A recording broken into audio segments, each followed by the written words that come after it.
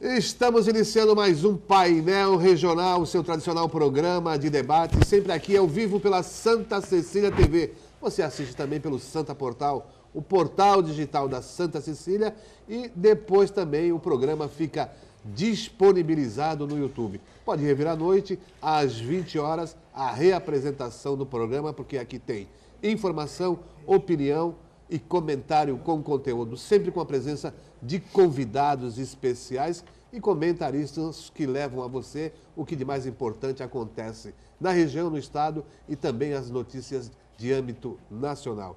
Recebendo hoje aqui o advogado à minha esquerda, Dr. Paulo de Jesus, professor de Direito Penal e Processo Penal. Ao lado dele, o jornalista, editor do Jornal da Orla, Marcos Santana. E aqui à minha direita, o advogado, professor e jornalista Vicente Cassione. Ao lado do Cassione, sempre a Jéssica Souza, que fala para você, telespectador, para você, internauta, como interagir com o painel regional, porque você também é participante desta mesa de debates. Temos também os jornais parceiros, como o Diário do Litoral. Manchete hoje, Codesp auditará contratos envolvendo ex-diretor. Está aqui uma edição para o doutor Paulo de Jesus e outra ali para o Santana, uma aqui para o professor Cassione e outro jornal também parceiro do mesmo grupo do Diário do Litoral, a Gazeta de São Paulo, que traz como manchete: Ministério Público, MP, pede cassação de Dória e inelegibilidade de Geraldo Alckmin. Está aqui a manchete mais para o estado de São Paulo, da Gazeta de São Paulo, edição para o Paulo de Jesus e outra para o Marcos Santana, além de uma edição para o professor Vicente Cassione. E a gente já vai abrindo aqui os cumprimentos aos nossos convidados. Eu cumprimento aqui o doutor Paulo de Jesus. Tudo bem, Paulo? Tudo bem, Heraldo. Muito obrigado pelo convite. Mais uma vez, Marcos Santana, professor Vicente Cassione, Jéssica Souza e toda a equipe. Estou muito feliz de estar aqui debatendo os problemas da cidade e do estado. Muito bem. Santana, tudo bom, Santana? Reta final aí das eleições. Reta final das eleições. É uma satisfação muito grande, um prazer, um privilégio sempre participar do painel regional. Boa tarde aos meus colegas de bancada, a Jéssica. Boa tarde especial que nos acompanha ao vivo. E boa noite que nos acompanha na reprise do painel regional. Professor Cassione, tudo bom? Acompanhando também atentamente essa reta final da campanha eleitoral. Não sei se é reta ou se é uma curva ou se é uma... Oscila, né? Um caminho sinuoso. Né? Eu quero saudar os meus companheiros de bancada também, os caríssimos telespectadores, especialmente a Jéssica, que comprou copos novos e transparentes para a bancada. Agora, o telespectador está vendo que nós estamos tomando água em copos novos, o que é um grande progresso. Não é? Parabéns. Jéssica Souza. Tudo bem, boa Tudo tarde, bom? Geraldo. Cumprimentar o Marcos Santana, o doutor Paulo de Jesus, ao Vicente Cassione. Não foi nada, viu, doutor? Não tem problema. Disponha do copo de água. E desejar também uma ótima tarde para você aí de casa. Participe conosco através dos telefones 3223-1120 ou 3223-7676. Mande sua dúvida, sugestão, pergunta, fique à vontade. Participe também conosco através do Facebook, facebook.com/Painel Regional TV. A bancada aqui é bem democrática. Muito bem.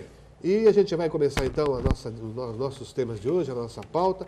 Tribunal de Justiça de São Paulo anula julgamentos de 74 PMs do massacre do Carandiru. Desembargadores da 4ª Câmara Criminal do Tribunal de Justiça de São Paulo anularam os julgamentos dos 74 policiais militares condenados pelo massacre do Carandiru. O relator, Ivan Sartori, além de anular os julgamentos, votou pela absolvição dos PMs, sob a convicção de que agiram em legítima defesa. Sartori já foi presidente do Tribunal de Justiça de São Paulo. Já os desembargadores Camilo Leles e Edson Brandão votaram apenas pela anulação dos julgamentos.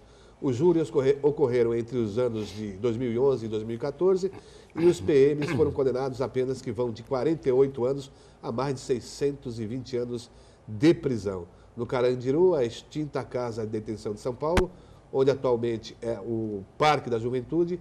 Foram mortos 111 PMs, né?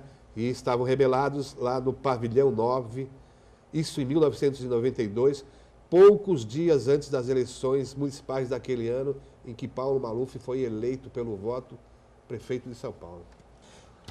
Paulo de Jesus, acompanhou esse processo? Tem acompanhado? Acompanhei esse processo, enquanto o professor Vicente Cassione era meu professor, então eu tive a oportunidade de acompanhar no meio acadêmico como transcorreu esse processo. Ninguém melhor do que ele para tratar disso, mas é um bálsamo para aqueles que acreditam no tribunal do júri, para aqueles que acreditam na justiça.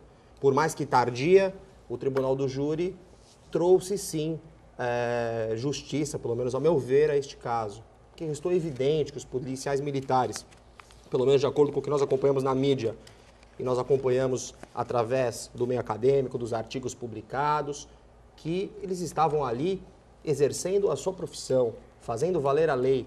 Portanto, condená-los seria realmente ungir a criminalidade a uma condição que ela não merece estar. Então, reputo que essa decisão foi correta e deve ser mantida mesmo. Ô, Santana, Não, eu vejo, caso que realmente chamou a atenção. É um tema controverso, que teve repercussão, inclusive, internacional. Muito se questionou com relação aos... Muito se fala dos direitos humanos dos presos e também das vítimas. Logicamente que não é porque você defende a pessoa que está encarcerada, os direitos da pessoa que está encarcerada, não significa que você desobriga que o Estado dê o direito, garanta os direitos humanos das vítimas também. Mas a partir do momento que você coloca presos em condições desumanas, na verdade você acaba apenas fazendo com que os presídios, as cadeias, sejam fabricantes de facínoras e assim por diante, né? Mas eu gostaria, em vez de cair no mérito em si, se foi legítima a defesa ou não, se o aparelho do Estado agiu legitimamente, eu gostaria de falar um pouquinho sobre a questão do processo, que o processo está sendo anulado se atendo às questões técnicas, né? Que os desembargadores chegaram à conclusão de que, na verdade, não havia elementos que o trâmite legal do processo, ele não obedeceu os requisitos necessários para que se chegasse a um veredito definitivo. Isso daí ilustra muito bem, aconteceu nesse caso do Carandiru, que é emblemático, e acontece em diversos outros inquéritos e processos criminais pelo Brasil afora. Então, daí a necessidade e a importância dos defensores públicos, né, do Ministério Público, da polícia, no inquérito policial, fazer a instrumentalização do processo, seguindo os rigores técnicos, para evitar que no meio do caminho, ou mesmo no final do caminho, toda a oferta da denúncia seja viabilizada. Isso também vale, por exemplo, para os crimes de corrupção, como esses da Lava Jato, de que os promotores de Curitiba, muito no afã de dar uma resposta à sociedade, acabam mesmo que atropelando os ritos fundamentais do processo de oferecer provas e não apenas convicções. Então, acho que esse episódio aqui serve também de um lembrete, um sinal de alerta para que o processo penal, nas diversas instâncias, ele seja seguido da devida maneira legal. Bom, e quem esteve mergulhado nesse processo, e na verdade foi defensor do coronel Ubiratã, que chefiava a PM naquele dia lá do Carandiru, o doutor Vicente Cassione. O que se fala também é que não se poderia condenar porque não se individualizou, professor, a responsabilidade de cada um desses condenados até então, neste processo, né? Bem, eu pensei que não fosse mais falar nesse assunto, porque o julgamento do coronel aconteceu em fevereiro de 2006, quando ele foi absolvido. E eu sustentei o óbvio. 3 teses de defesa que eram ausência de dolo, não havendo dolo, você não pode ter condenação, júri julga crimes dolosos, parênteses, intencionais, fecha parênteses, contra a vida. Se você tem ausência de dolo, já não é mais o júri que vai julgar o réu. Então, eu aleguei ausência de dolo, aleguei estrito cumprimento do dever legal, que é uma causa legal de exclusão de crime, está na lei. Quando você está no estrito cumprimento do dever legal, você não comete crime. Se é estrito cumprimento do dever, não pode ser crime, porque se é crime, não é estrito cumprimento do dever. E a terceira tese era uma causa excludente de culpa, que nós chamamos no direito de inexigibilidade de outra conduta. Isto é, você não pode exigir daquele réu, no dia em que ele agiu, que ele tivesse uma conduta diferente do que ele teve. Isto é, ele agiu conforme o que era esperado e não contra o que era esperado. Isto é, você não reprova o que ele fez e não reprovando, não tendo juízo de reprovação, você não tem, portanto, culpa. Eu agi, não fui reprovado pelo meu ato, não tenho culpa. O tribunal acolheu as três teses: ausência de dolo, estrito cumprimento do dever legal e inexigibilidade de outra conduta nas circunstâncias. E o coronel foi absolvido. Só que ele foi julgado sozinho. Depois vieram os outros PMs que compunham a tropa que entrou no Carandiru. E eu me surpreendi muito de ver que eles foram condenados pelo júri. Porque só neste caso, só colocou o rótulo de massacre quem não conhecia o processo ou quem tinha razões políticas, ideológicas e eleitorais para dizer que houve um massacre. Porque o fato aconteceu em cima das eleições de 1992 e, portanto, não havia por parte dos repórteres, dos jornalistas que bateram na tecla durante anos de que havia um massacre, não teve um deles que tivesse tido a curiosidade de ler o processo. O Caco Barcelos comandou, na parte jornalística, a defesa dos presos. O Héctor Babenco, cineasta, fez um filme sem ouvir sequer um único policial para saber qual era a versão da polícia. Não ouviu policial, não ouviu juiz, não ouviu promotor, não ouviu ninguém. Ele ouviu os presos e as famílias dos presos. A mesma coisa o Caco. Também não entrevistou um policial sequer. Professor, se me permite, Só vou dar o nome aos bois. Dom Paulo Evaristo Arnes, que era o cardeal arcebispo de São Paulo e que defendeu também, em nome dos direitos humanos, junto com aquele padre Lancelotti, Júlio Lancelotti, defenderam também que houve um massacre. E, finalmente, além deles, alguns deputados federais na época, José Genuíno, Eloy Pietá, todos do PT, que também fizeram um palanque em cima dos cadáveres dos presos. Só que eu disse no julgamento o seguinte: nenhum deles. A rebelião começou às 10 horas da manhã. 2.069 presos da maior periculosidade, condenados a 80 anos por latrocínio, 3 latrocínios, condenados a 50 anos por latrocínio, por estupro seguido de morte. Era o pavilhão onde havia 2.069 presos amotinados. guerreando entre eles, apagaram tudo, apagaram as luzes, quebraram o sistema hidráulico, jogaram óleo na escadaria, colocaram pregos em madeira, besuntados com sangue contaminado por HIV, porque 1/4 dos 2.069, portanto, 500 presos, eram portadores de HIV, para que quando os policiais pisassem nessas tábuas com os pregos, fossem contaminados. E o que a gente provou, examinando durante um mês, 57 volumes de processo, cada um dessa grossura, que dava uma pilha dessa altura, daqui até onde está o Marcos Santana.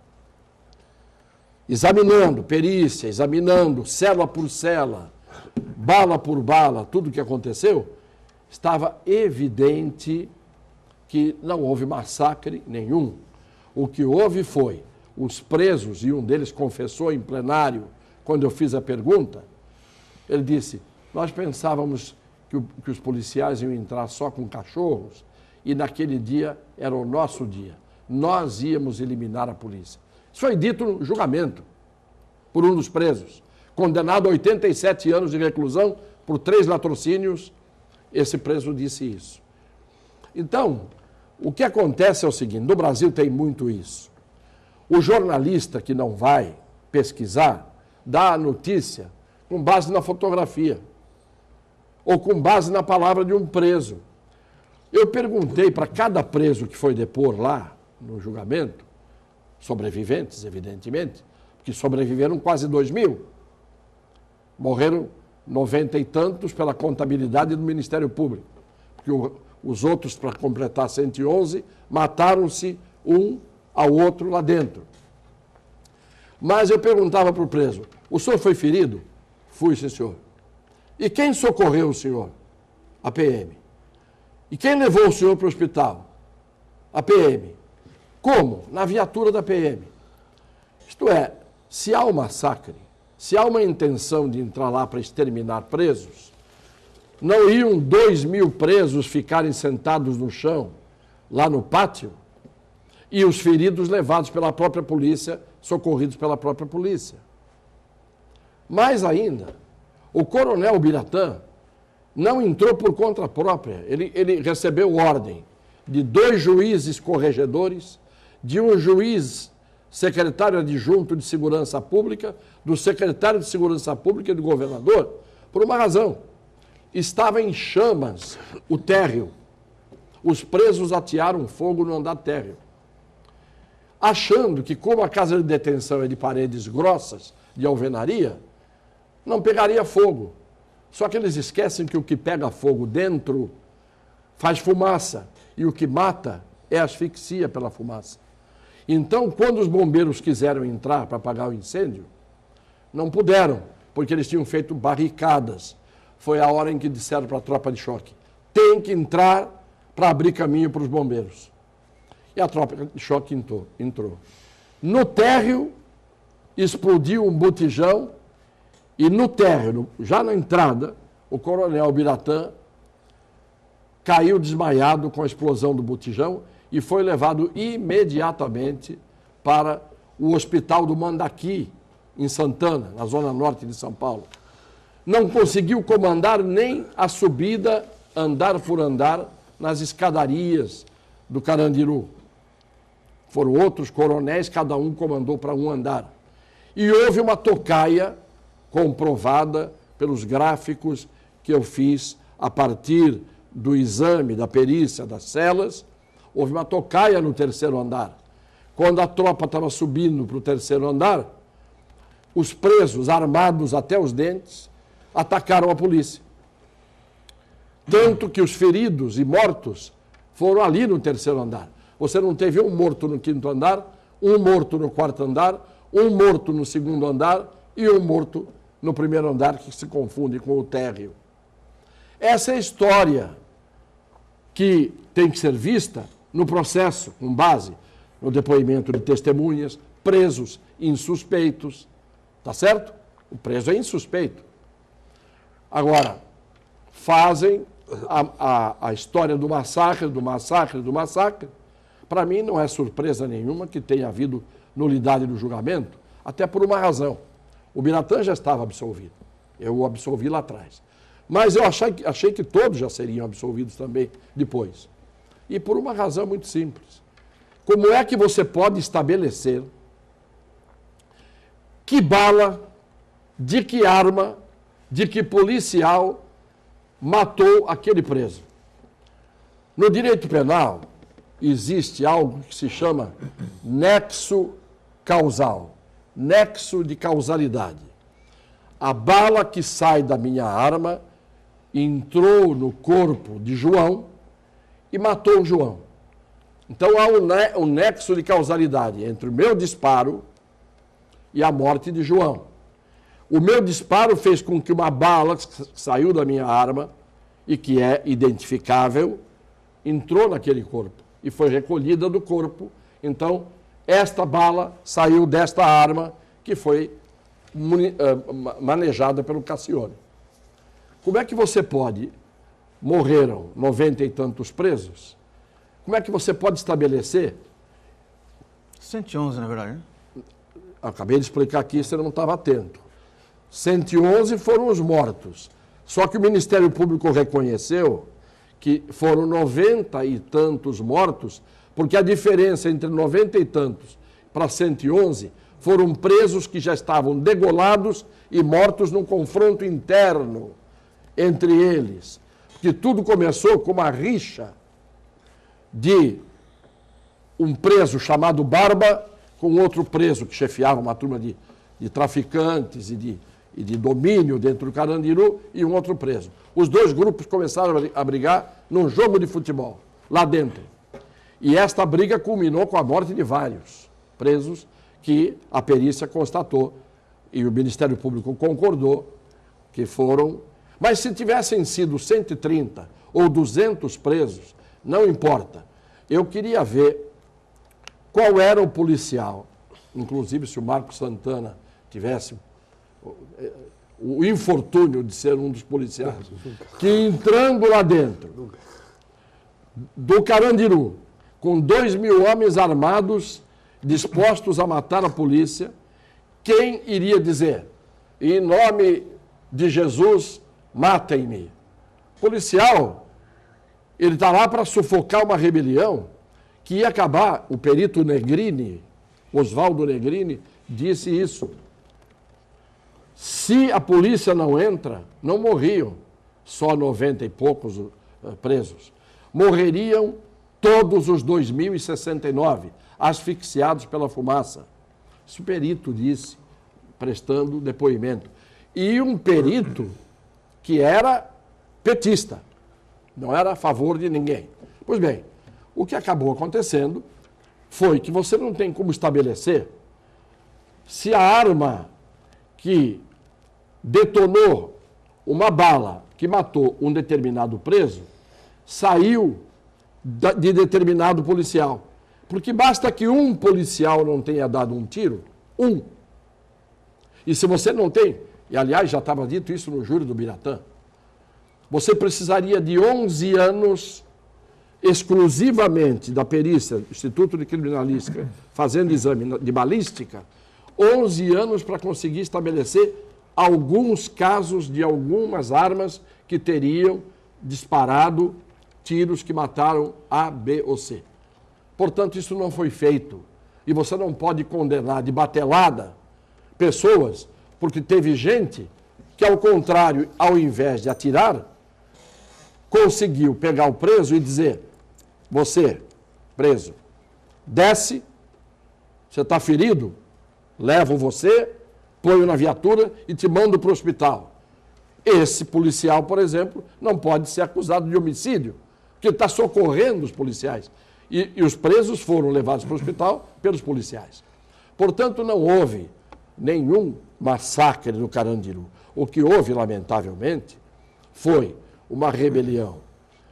Os presos fazem uma aguardente. As pessoas não sabem disso. Ninguém conta isso. O Babenco não contou isso. O Drauzio Varela, que estava lá dentro até a hora do começo da Revolução, médico, amigo dos presos, Saiu. E na hora da Revolução não foi Drauzio Varela, não foi Hector Babenco, não foi Dom Paulo Evaristo Arnes, não foi Eloy Pietá, não foi Caco Barcelos, ninguém foi lá. As entidades de direitos humanos, professor... O padre Lancelotti não foi lá para acalmar o rebanho. Sustento que os presos morreram com um tiro na cabeça e tiro na nuca. isso O que ficou provado, o que ficou Tiros a provado... queima-roupa pelas costas. O que ficou provado... Quem te disse isso? Está no laudo, né? Não. O laudo está ao contrário. Quem te disse isso? O Ministério Público sempre divulgou isso. O Ministério Público divulgou. Tá, o laudo... Então, no dia do júri,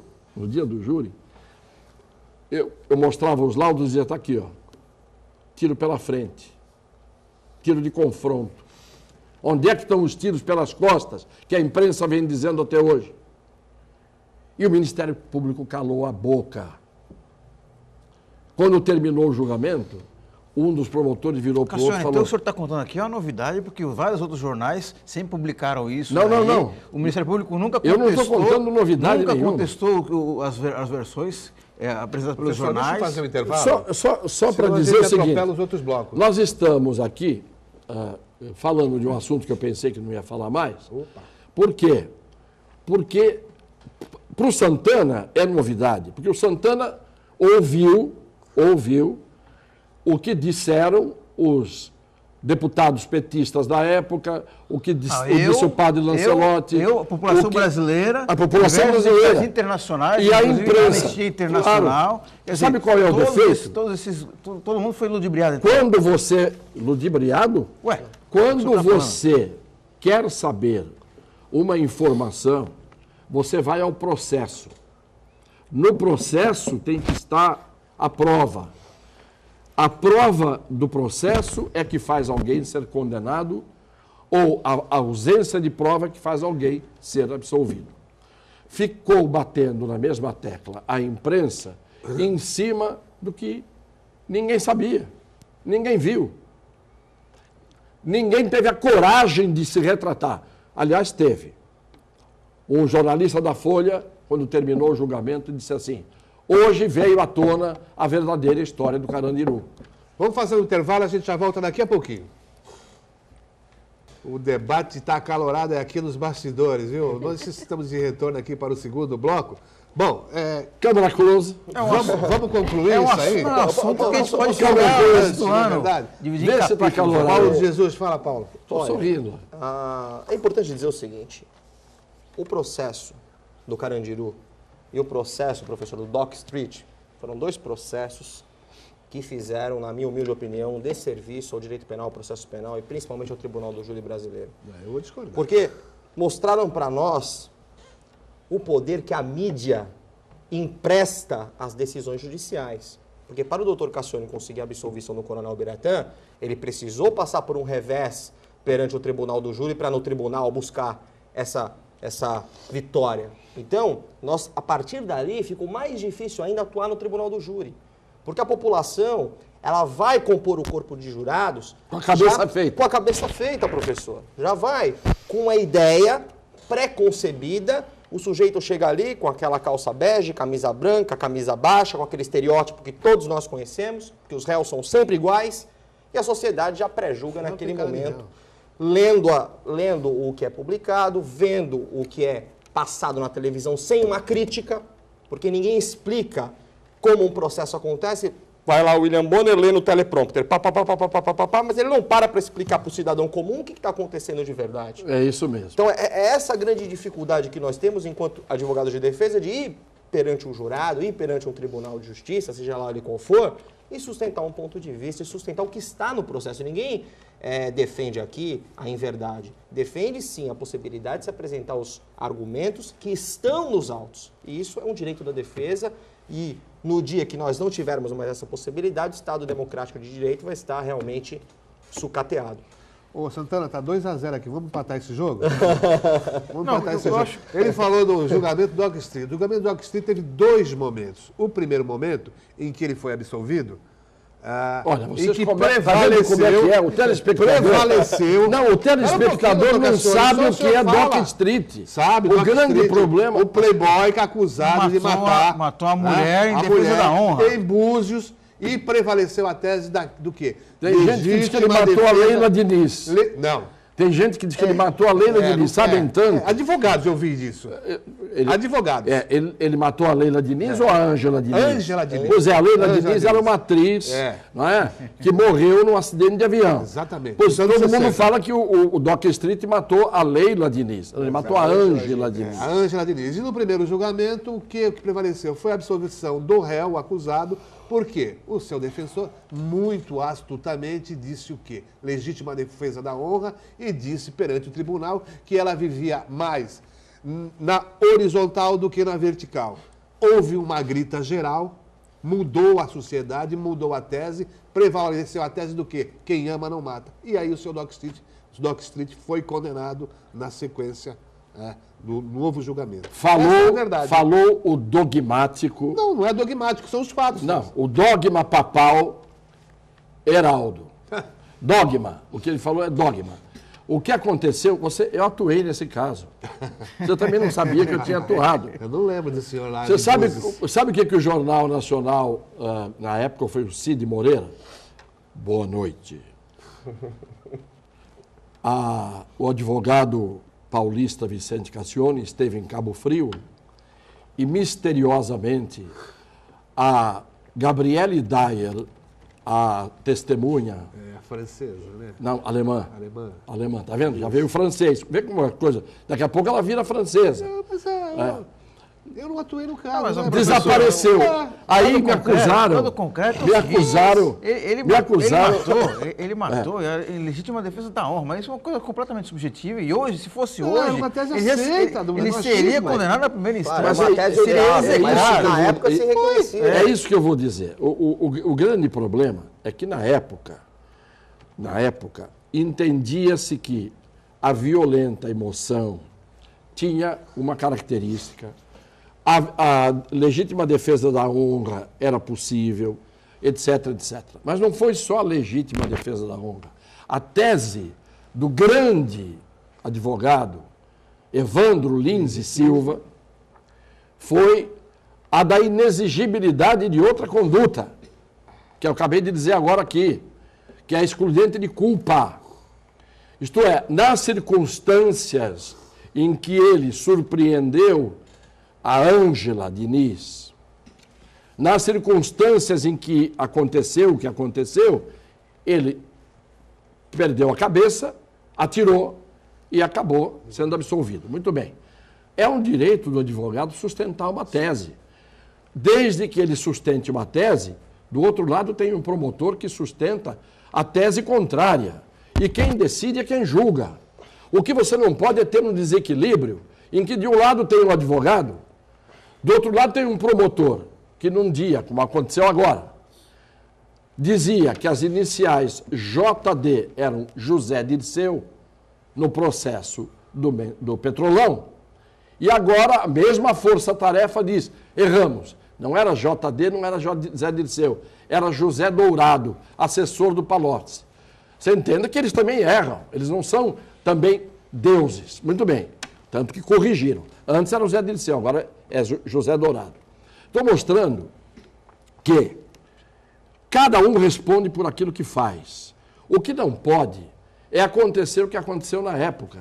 O Ibrahim Suede, que era do jornal O Globo e era da Rede Globo de televisão, comandou uma campanha contra o DOCA e a Rede Globo de televisão, com a força que tem, entrou maciçamente contra o DOCA, que quando o júri de Cabo Frio, no segundo julgamento, foi decidir, Pessoas humildes, né, professor? pessoas humildes, simples. é importante estavam frisar com a isso. cabeça feita porque todo dia o Jornal Nacional, dizendo que eu devo ser canonizado, você pode ter certeza que o Papa Francisco vai me colocar na condição de santo.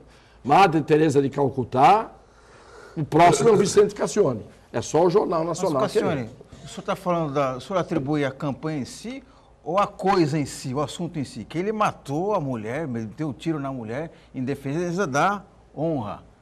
As pessoas têm um discernimento também de saber. Acabei de dizer que a tese, aquilo não foi, que é absurdo. a tese Ué. não foi só legítima Então, agora, de defesa todo da modo, honra. só para a gente encerrar esse assunto, né, eu acho que defender os dois casos, tanto o Encerramos Street- o assunto a hora que você quiser. Se quer encerrar agora, está encerrado. Não, deixa eu Com falar a palavra, primeiro. o encerrador geral do painel regional. Está encerrado.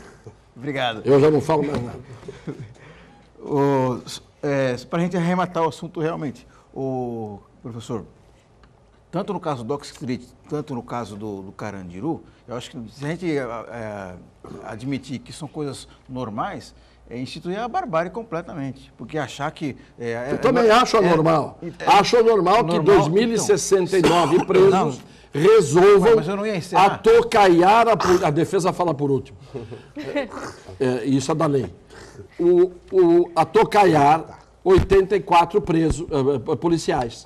2069 bandidos iam atocaiar os 84 policiais e matá-los.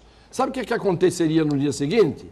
Não ia ter livro do Drauzio Varela, não ia ter filme do Héctor Babenco, não ia ter direitos humanos ouvindo as famílias dos policiais. Você já viu quando morre um bandido, aparece sempre alguém da família para dizer, ele era bonzinho.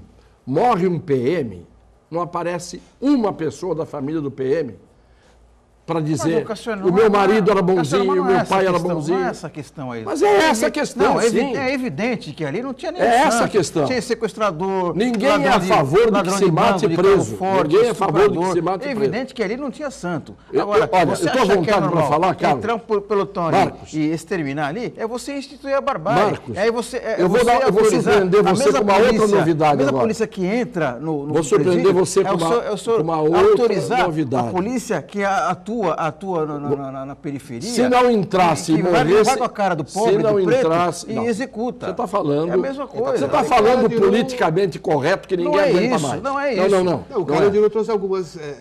Infelizmente não é politicamente correto. O que acontece? As algumas pessoas mais lições, humildes. que se acabou com esse modelo de casa de detenção. Não, isso foi positivo. 5, 6, 10 Isso mil foi homens absolutamente aprisionados, positivo. não há como. Claro, Isso foi muito positivo. Claro. Questão de O que eu ciência. quero dizer é que, em nome de haver gente maltratada nos presídios, gente aprisionada, amontoada nos presídios, isso é um absurdo. Isto é uma vergonha. Isto é absolutamente... Eu, se sou um juiz, ponho todos na rua. Porque a Constituição garante ao preso que ele tenha dignidade preservada. Então, eu quero deixar bem claro, eu poria todos na rua que estão amontoados dentro das celas. O Estado que cuide de dar a eles o mínimo de dignidade. A pena não é tortura, a pena não é comer comida podre, a pena não é ficar um urinando em cima do outro, isso não é pena. Pena é privativa de liberdade. Reclusão. Mas em qualquer lugar do mundo civilizado, a reclusão tem que ser cumprida dentro do princípio de dignidade. E mais ainda, para surpresa do Marcos e de muita gente, eu fui presidente da Comissão dos Direitos Humanos da OAB. Portanto, ninguém defende mais direito humano do que eu, direitos humanos. Ninguém. O que me diferencia de muita gente é que eu sempre fui, desde pequenininho, muito chato, porque eu era sempre muito curioso e eu queria ir a fundo para descobrir a verdade que estava lá no fundo. Tanto que eu pratiquei mergulho. Porque esse negócio de nadar na superfície é fácil, na piscina. Eu ia mergulhar, eu ia lá na toca, onde estava a garopa, lá na toca. Então eu quero saber o seguinte, quem leu o processo, quem leu os laudos, quem ouviu o depoimento dos presos e quem conhece a prova do processo do Carandiru, discute comigo. Quem não leu, como dizia a minha avó, que falava dialeto, dizia assim, state zitto. State zitto em italiano é uma forma de dizer, cala a boca, fica quieto. Não estou dizendo isso aqui, não cometeria essa indelicadeza, mas eu converso e discuto com quem viu o processo. Por isso que 24 desembargadores do órgão especial do Tribunal de Justiça de São Paulo absolveram o coronel Biratã Guimarães. Não porque eu era um bom menino, não porque eu era amigo de ninguém, ao contrário, eu meto o pau neles toda hora. Vocês sabem, e vem aqui, vai do ministro do Supremo até o juiz de qualquer vara, Se não prestar, eu digo não presta para nada. E já cansei de dizer isso. Já falei do Barroso aqui, já falei do Fux, todo mundo, ministro do Supremo. Já falei do Francisco Falcão, do STJ, presidente do STJ, que é corrupto. Eu não tenho medo, não. Eu falo o que tiver que falar. Agora, no caso do Carandiru, eu fui fundo para levar aos jurados e ao tribunal prova. E um detalhe só para terminar. Os jurados reconheceram o estrito cumprimento do dever legal, reconheceram inexigibilidade de outra conduta e reconheceram a ausência de dolo. Por um erro de quesito em que se votou o excesso, caíram por terra as 3 teses de absolvição que já estavam reconhecidas e o julgamento tinha que ter acabado com o reconhecimento das 3 teses. Foi um erro da juíza que acabou sendo corrigido depois pelo tribunal. 24 desembargadores, unanimidade. Vamos fazer o intervalo, a gente já volta daqui a pouquinho. Olá, já de retorno aqui, vamos direto aqui para a Jéssica, a participação dos telespectadores. Vamos Temos sim, a primeira é para o Vicente Cassione. O Silvio Moraes do Campo Grande. Ele quer saber qual a sua opinião sobre o assassinato do coronel Biratã, que morreu logo após o júri. Não foi logo após o júri, foram 7 meses depois do júri. E foi um caso que não tem nada a ver com preso, com vingança, com execução. Foi um caso passional, é uma outra história. Não pode misturar um caso com outro, né? Então, do caso do Carandiru a gente está falando, porque ontem teve uma decisão relativamente ao Carandiru. O outro caso é um caso que não tem nada a ver com essa história e a gente tem que fazer justiça. O coronel não foi executado por nenhum comando, nem pelo crime organizado, nem por ninguém. Absolutamente nunca encostaram um dedo no coronel. Mais participações, Jéssica? Temos. Agora para a mesa, o Uriel quer saber até quando vamos conviver com um judiciário tão lento em suas decisões. O judiciário ele passa por uma problemática que não consta apenas com uma variável só, Uriel. Boa tarde. Nós temos uma série de problemas que precisam ser resolvidos, não só a estrutura, como o preparo dos próprios serventuários, como o próprio comportamento do advogado, que muitas vezes litiga de forma exagerada ou desnecessária. Então, são uma série de fatores. Então, não é só a legislação, só o serventuário, ou só o comportamento do advogado ou do próprio Estado, que é quem figura como parte na maioria dos processos. É a somatória de todos esses fatores que precisam ser discutidos para nós conseguirmos resolver esse problema da celeridade dos processos. Jéssica. Vamos lá. O Paulo Henrique Farias gostaria de perguntar para o Dr. Vicente Cassione, né, a gente muda um pouquinho de assunto sobre segundo turno, eleições, mas sempre tem alguém querendo saber se há chances de ter um segundo turno em Santos. É muito difícil a gente falar sobre eleição hoje, porque a gente não pode falar. Então, tem que falar tudo por metáforas. Tudo na base da onomatopeia. Fazer pipi, ó, au, au, entendeu? Você pode latir, piar, mugir, porque a campanha eleitoral é feita para esconder os candidatos. Os candidatos que conseguiram ficar menos escondidos pelo processo legislativo, que não deixa ninguém aparecer, esses candidatos que conseguiram colocar um pouquinho assim a cabecinha de fora são vistos. E aqueles candidatos que têm curral já fixo. Então, esses que têm curral fixo, e é uma desigualdade em todos os sentidos. No tempo de televisão, o candidato a vereador só pode dizer eu sou João, meu nome é 3. O que adianta o chefe falar isso na televisão? Estamos fingindo de fazer campanha política. É fingimento de fazer campanha política. Você não pode entrevistar candidatos, não pode permitir que o candidato seja capaz de divulgar a sua cara. Você não pode, em algum lugar ainda pode colar alguma coisa, atrás dos automóveis, no vidro de trás dos carros. E olhe lá, Não pode nada. No dia da eleição, não pode sair anúncio, na véspera da eleição não pode sair anúncio, não pode ter boca de urna, não pode não sei o quê, não pode nada. Uma campanha que durou quanto tempo? 40 dias? 45 dias. 45 dias. Para eleger os síndicos de todas as cidades do Brasil onde o povo mora. Os síndicos e os despachantes, né? E os síndicos e os despachantes. O office boy. O pior de tudo, o meu filho ainda estava me dizendo ontem que uma mulher disse: o senhor vai fazer escola? O vereador faz escola? Precisa fazer escola não sei aonde, precisa fazer hospital não sei aonde. Aí meu filho teve que explicar: olha, vereador que faz campanha dizendo que vai fazer escola, vai fazer hospital, vai fazer isso, fazer aquilo, está mentindo deslavadamente, porque isso não é função do vereador. O vereador não pode fazer isso e não pode prometer que vai fazer isso. Não é a função do vereador. Então as pessoas não são nem esclarecidas, porque pelo menos o Tribunal Regional Eleitoral deveria determinar que em cada esquina tivesse uma lista com o nome de todo mundo que é candidato. Tá certo, não? Você não tem... Você não pode colocar cartazes em lugar nenhum, salvo numa ou outra parede autorizada. Mas durante o ano todo, porque suja a cidade. Mas durante o ano todo, os cartazes são colocados em todo lugar. Para não falar daqueles cartazes de tarô, traga o seu amor de volta. Se eu não trouxer o seu amor de volta, eu devolvo o dinheiro, tá? Nos postes. Nós entramos naquela problemática, né, professor? Que no Brasil nós ou permitimos tudo ou não permitimos nada. Exatamente isso. A propaganda eleitoral nas últimas eleições era um absurdo. A cidade absolutamente emporcalhada, papéis, banners, carros de som para tudo que é lado. Isso inferniza a vida do cidadão.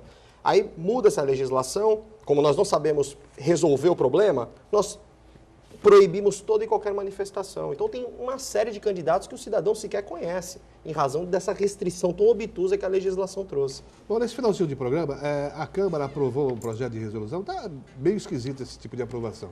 Que, na verdade, é um projeto de resolução que permite o aumento de R$ 9.938,94 para R$ 12.091,71 o ganho do vereador.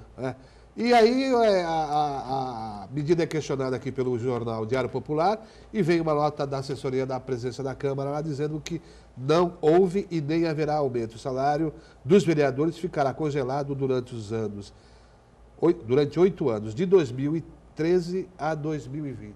Então, se é para permanecer congelado, por que aprovaram esse projeto de resolução permitindo o aumento? Eu acho que isso aí acaba servindo como gatilho para o aumento dos servidores da Câmara, os assessores, né, algo assim por diante, né? E esses aí não são atingidos, muitos deles conseguiram na justiça o direito de ganhar mais até que o próprio prefeito, né? Tem salários milionários de dezenas de milhares de reais aí, sim, tem né? 50, para funções simples, né? Mas independentemente dessa questão operacional, em que pese a legislação traga um teto do salário do vereador em relação ao deputado, é uma mensagem muito negativa, não é? O Brasil vive um momento tão delicado financeiramente, de repente a Câmara se permite um aumento de vencimentos de forma astronômica. Isso, de fato, é uma mensagem negativa, em que pese, de acordo com a reportagem, a Câmara negue, não é? A mensagem, se de fato for confirmado, é uma mensagem absolutamente negativa. O projeto foi votado, foi porque votaram contra os vereadores Antônio Carlos Banha Joaquim, do PMDB, e o José Teixeira Filho, o Zequinha Teixeira, do PSD. Num momento desse... Então, mas o problema todo parece também... Mas isso não vai... Coisas escondidas. Isso Por que não faz as claras? Não vai mudar nunca. Está no site da Câmara dos Deputados, é só lá ver, 1995. O meu primeiro projeto que eu apresentei, que na época era um projeto de resolução, foi acabar com o 14º salário dos deputados. Os deputados ganhavam 14º e 15º. Eu já acabava com o 14º e 15º. Foi para a gaveta e disseram: o que você veio aqui? Você veio aqui para tirar o pão da boca da gente? Acabar com a brincadeira? Arquivaram e acabou-se. Então não adianta. O corporativismo lá dentro é assim. Entendeu? Ainda mais se for perto da eleição. Porque perto da eleição ainda aparece alguém para dizer: não, isto é imoral. No dia seguinte da eleição, o imoral passa a ser moral. A gente sabe como é que funciona a coisa no Brasil. Bom, e nós vamos com essa notícia sobre esse projeto de resolução da Câmara, encerrando o painel regional de hoje, agradecendo aqui ao Paulo de Jesus, ao Marcos Santana, ao professor Cassione e também a Jéssica Souza, porque hoje o debate foi bastante acalorado. A gente retorna amanhã. Boa tarde a todos. Muito obrigado.